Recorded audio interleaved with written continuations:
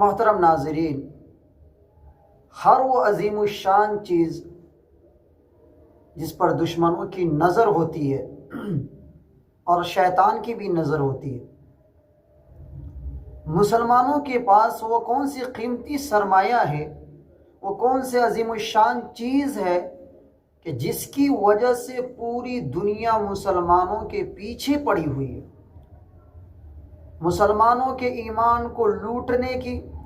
مسلمانوں کے ایمان کو خریدنے کی، مسلمانوں کے ایمان کو تباہ و برباد کرنے کی کوششیں کی جا رہی ہے، اور یہ سازش کی جاتی ہے کہ مسلمانوں کو اس طریقے سے پریشان کرو، اس طریقے سے مصیبت میں مبتلا کرو، اس طریقے سے ماحول بناؤ کہ مسلمان اپنے ایمان کو چھوڑنے پر مجبور ہو جائے، کیونکہ مسلمانوں کے پاس سب سے قیمتی سرمایہ کوئی چیز ہے تو وہ ہے ایمان، اور آج ایمانی کی وجہ سے پوری دنیا اس مسلمان کے پیچھے پڑی ہوئی۔ حالانکہ آپ دیکھیں کہ اس دنیا کے اندر مختلف مذاہب کے ماننے والے ہیں، سب کھلی زندگی گزار رہے ہیں، کوئی کسی کو روکنے والا ٹوکنے والا نہیں ہے، لیکن مسلمانی یا اسلامی ایک دھرم ہے جس کے پیچھے پوری دنیا پڑی ہوئی ہے، مسلمانوں کے ایمان کو خریدنے کی،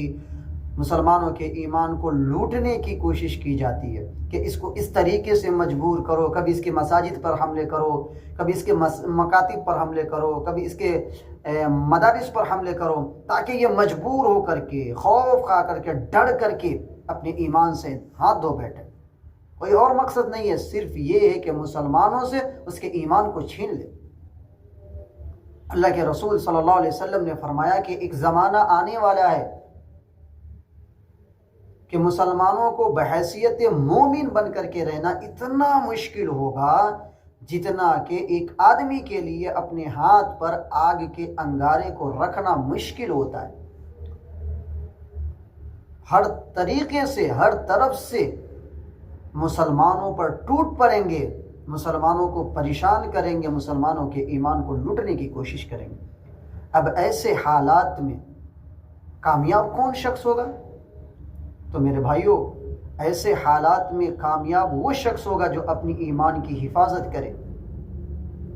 آج بھی اس دھرتی پر، اس زمین پر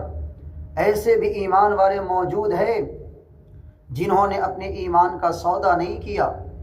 جنہوں نے کمپرمائز نہیں کیا، جنہوں نے اپنے آپ کو بھوکا رہنا یہ تو گوارا کیا لیکن ایمان کا سودا نہیں کیا،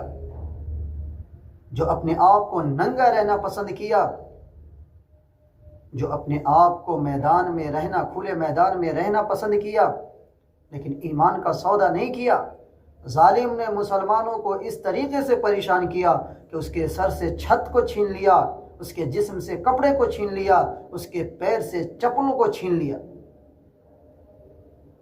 اس کے پیٹ سے کھانے کو چھین لیا، پھر بھی اپنے ایمان کا سودا کرنے کے لیے تیار نہیں ہوا، پھر بھی اپنے مذہبی مقام کو، اپنے مساجد کو حوالے کرنے کے لیے تیار نہیں ہوا۔ اللہ اکبر! ایسے بھی ایمان والے آج موجود ہیں۔ تو ایسے حالات میں کامیاب ہے وہ شخص جو اپنے ایمان کی حفاظت کرے، کامیاب ہے وہ شخص جو اللہ اور رسول اللہ صلی اللہ علیہ وسلم کے احکام پر عمل کرے،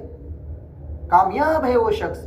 جو اسلامی تعلیمات پر عمل کرے۔ ایسے حالات وہ کامیاب نہیں ہے جو غیروں کی نقالی کرے، وہ کامیاب نہیں ہے جو دوسرے کے لائف اسٹائل کو اپنی زندگی میں داخل کرے، نہیں، کامیاب وہ ہے جو اللہ اور اس کے رسول صلی اللہ علیہ وسلم کے احکام پر عمل کرے۔ اللہ تبارک و تعالی ہم سبوں کو عمل کرنے کی توفیق عطا فرمائے، اور اللہ تبارک و تعالی ہم سبوں کے ایمان کی حفاظت فرمائے،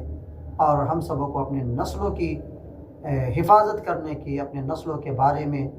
غور و فکر کرنے کی توفیق عطا فرمائے۔ السلام علیکم ورحمۃ اللہ وبرکاتہ۔